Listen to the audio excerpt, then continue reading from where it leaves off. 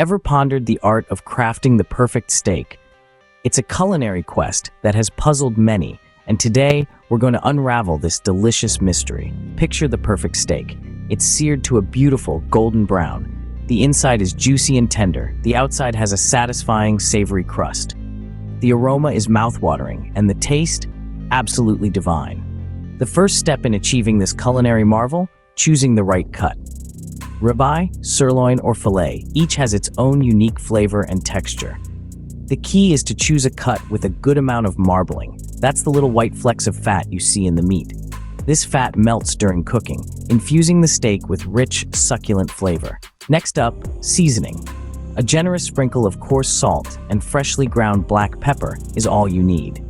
The salt draws out the meat's natural juices, creating a delectable crust when it hits the heat, while the pepper adds a subtle kick. Now, onto the cooking. Heat a heavy-based frying pan until it's smoking hot. No oil is necessary. The steak's natural fats will do the job.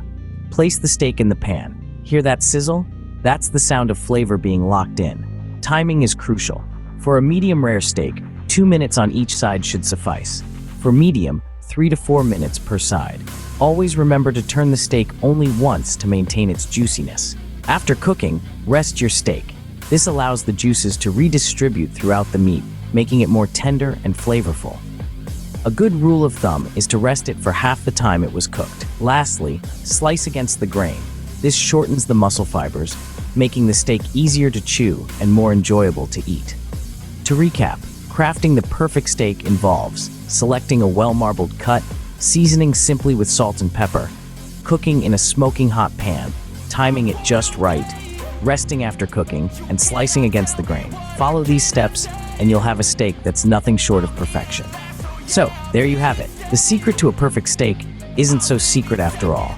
It's just a matter of understanding the process, respecting the meat, and taking the time to do it right. Bon appétit!